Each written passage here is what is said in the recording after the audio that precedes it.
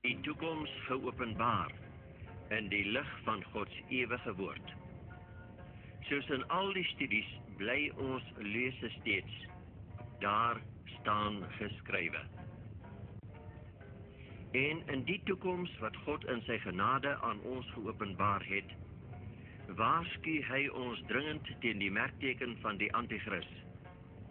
Die Antichrist gaan die wêreld lei na die swart storms van Gods toorn, en dan uiteindelik na die vlamme daar links agter, die vlamme van die hel. Vir die kind van God, wat die weg van die kruis volg, is daar ook storms, maar hy volg die smal weg, na die glinsterende poorte van die Godstad daar ginter. Dit is die skeiding van die weë voor ons voete. God help ons. Kom ons bid eerbiedig saam. O God onze Here, U weet soveel beter as ons, dat ons by die swartste uur van die wêreldse geskiedenis gekom het. Mag ons oë daarvoor nie blind wees nie. U maak 'n skeiding in hierdie tyd tussen die gelowiges wat hulle huis op die rots gebou het en die wat hulle huis op die sand gebou het. Help ons om ons huis op soliede rots te bou, op elke woord wat U vir ons sê om te doen. En wanneer die oordeelsdag spoedig sal kom en die winde sal losbars en die waterstrome woed, mag ons huis nie op ons en op ons kinders instort nie, want ons bou op die rots van U woord. Here, help ons waar ons swak is en waar ons tekort skiet. In Jesus naam, amen.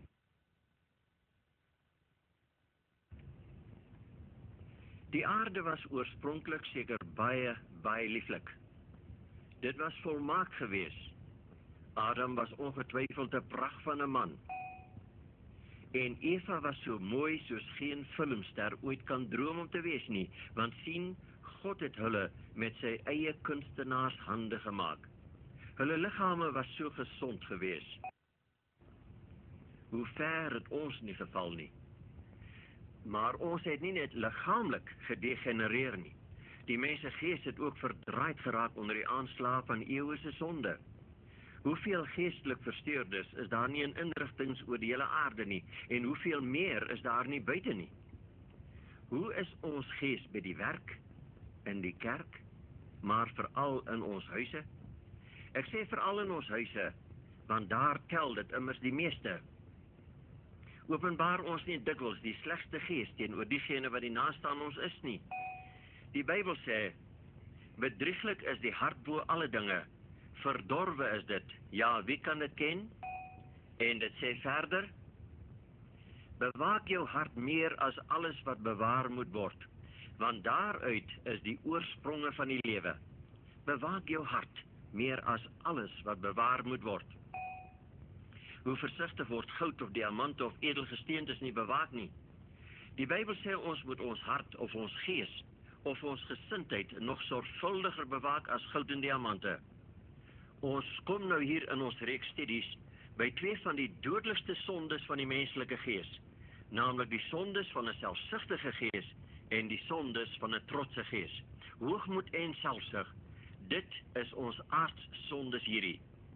Kom ons wy eerstens ons aandag aan die trotse of hoogmoedige gees. Ons lees van Lucifer. Hoogmoedig het jou hart geword oor jou skoonheid.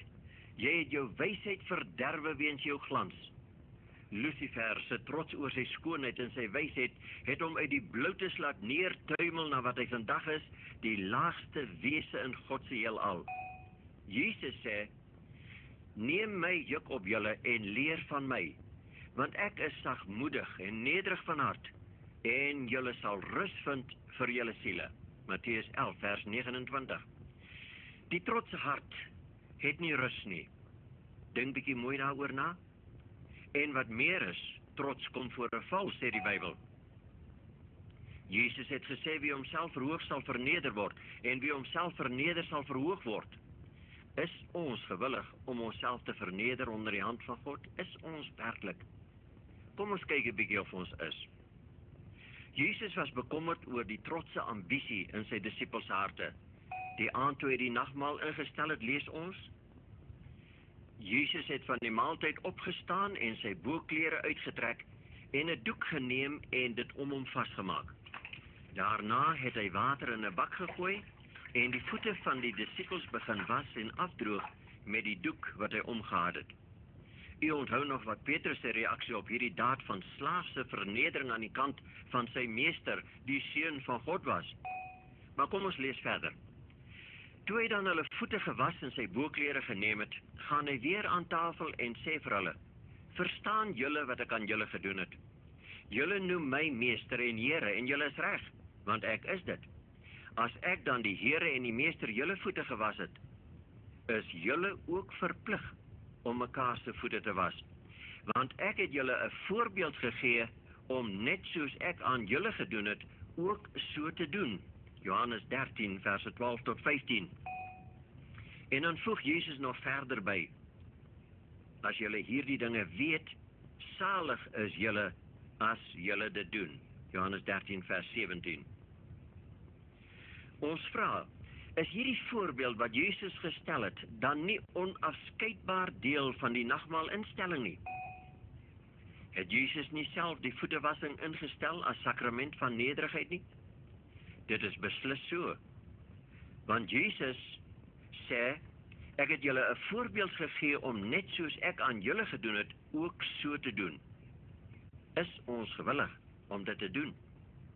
In 'n sekere dorp kon of wou 'n vrou hierdie voorbeeld van Jesus nie verstaan nie. Moet sy haar verneder deur selfs die armste en eenvoudigste vrou in die dorp se voete te was, het sy gevra.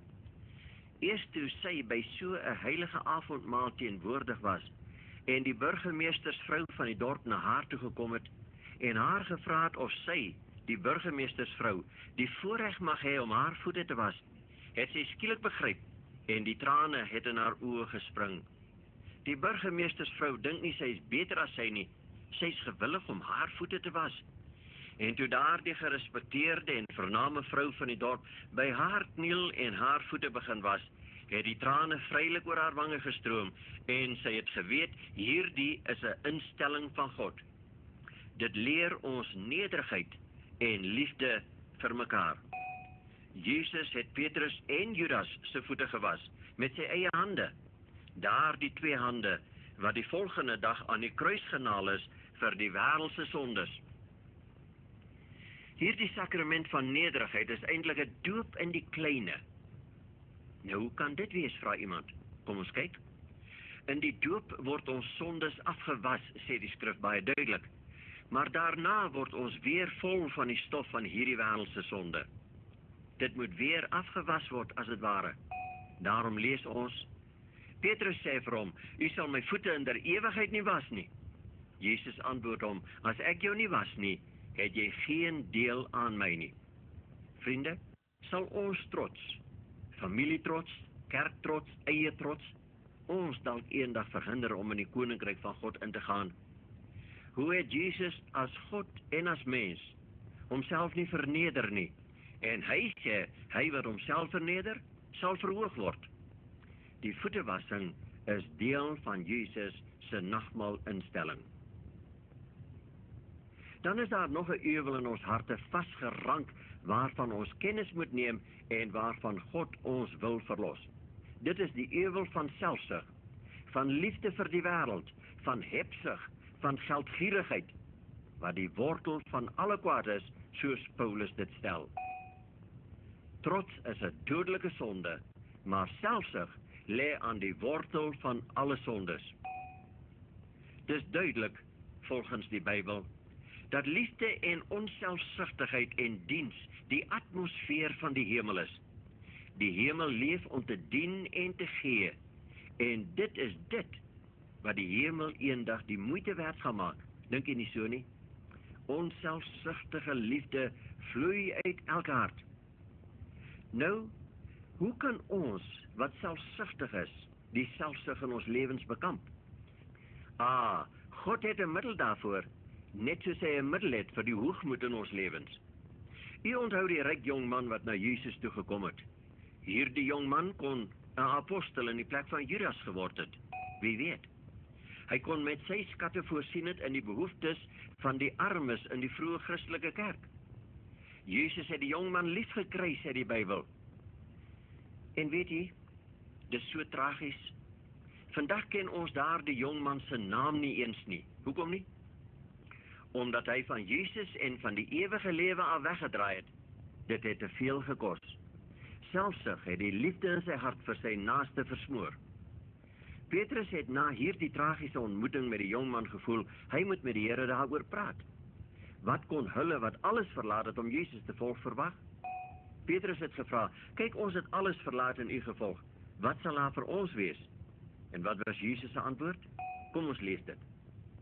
Voorwaar ek sê vir julle, daar is niemand wat huis of broers of susters, of vader of moeder, of vrou of kinders of grond, terwille van my en van die evangelie verlaat het nie, of hy ontvang nou in hierdie tyd 100 maal soveel, huise en broers en susters en moeders en kinders en grond, saam met vervolginge, en in die eeuw wat kom, die ewige lewe.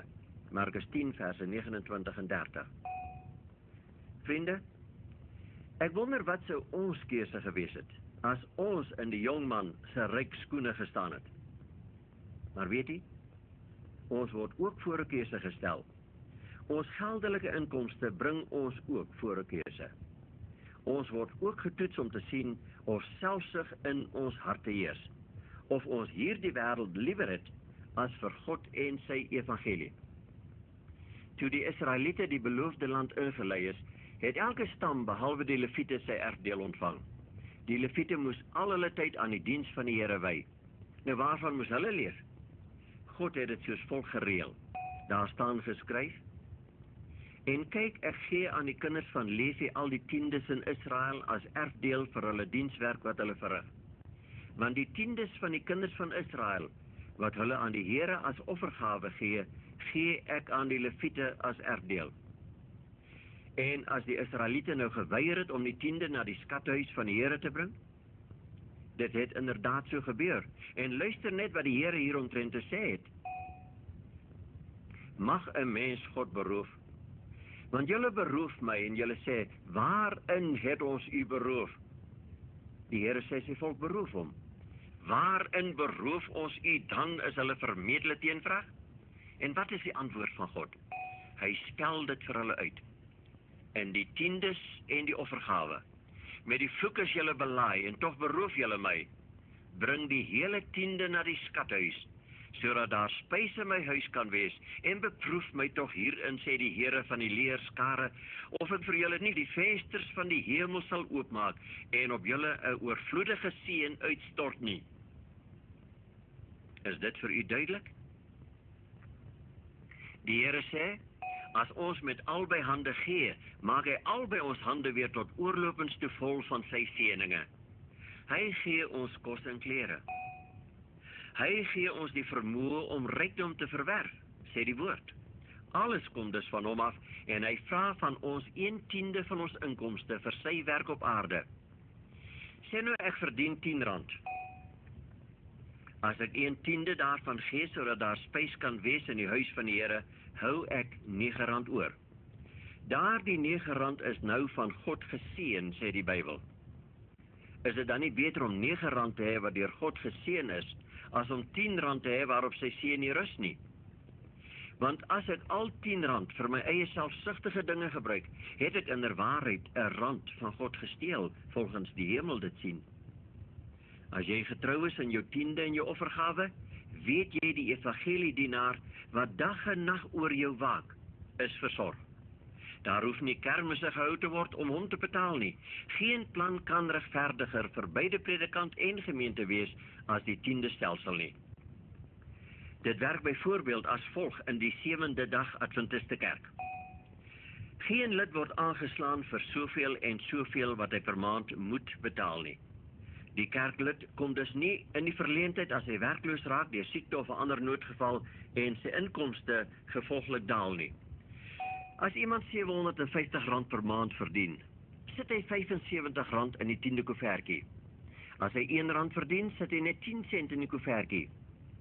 Dit is nie gebruiklik om elke maand iemand na die kerklede toe te stuur om hulle daaraan te herinner dat hulle tiende moet betaal nie.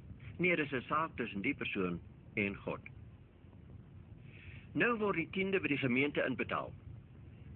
Dit word behoorlik op die koevertjie aangedui as tiende, want dit is heilig aan die Here.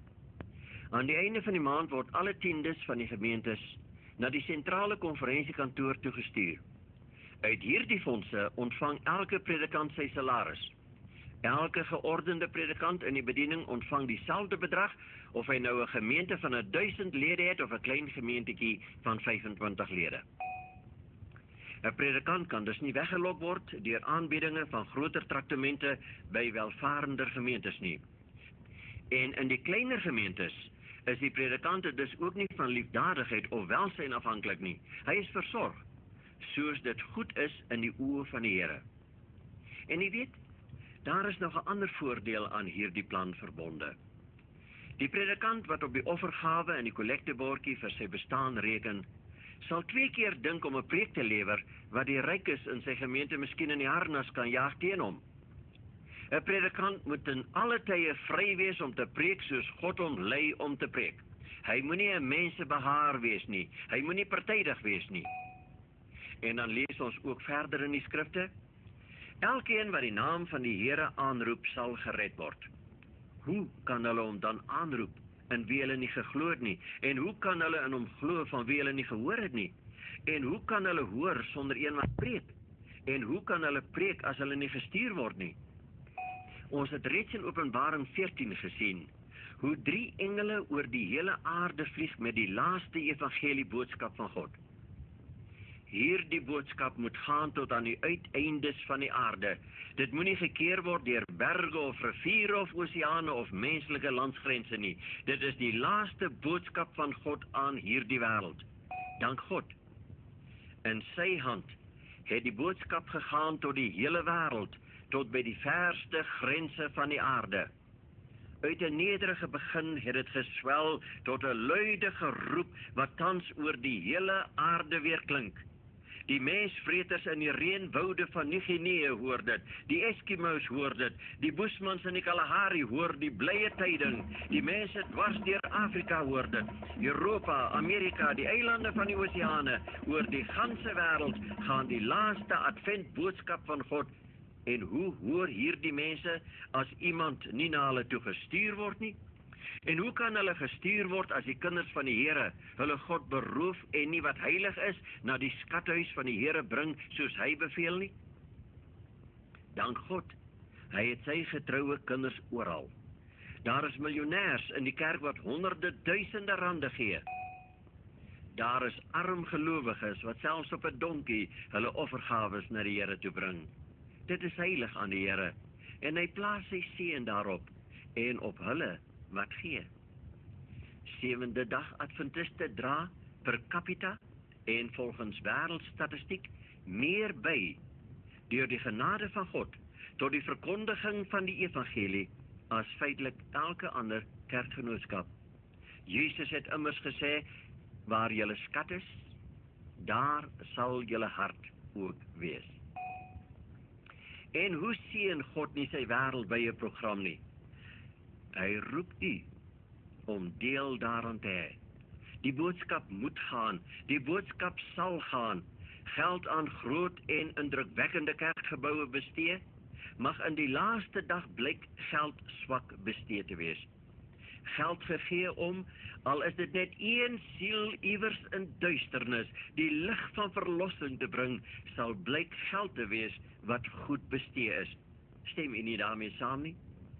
Laat ons onthou, God het vir 6000 jaar die wêreld aan die gang gehou sonder my tiendes en my offergawes. Sy boodskap kan klaargemaak word op aarde sonder my bydra, as ek dit selfsugtiglik vir myself wil hou. Maar wie gaan die leidende party wees? Die Here of ek? Jesus staan vandag hier by ons. Hy vra ons nie alles wat ons besit nie, nee glad nie. Hy sê die 10de van ons inkomste en ons offergawe is heilig aan hom. En hy vra dit om die goeie tyding na donker harte te kan bring. Die Here kan 10 rand note en diamante laat neerreën op die aarde. Ja, goudstawe by die duisende vir sy werk op die aarde, maar hy doen dit nie. Hoekom nie? Hy wil hê die selfsug in ons harte moet bekamp word. Die liefde vir die wêreld en sy aantreklike dinge, waarvan ons soms 'n afgod maak, en wat binnekort in 'n see van vlamme sal en moet vergaan.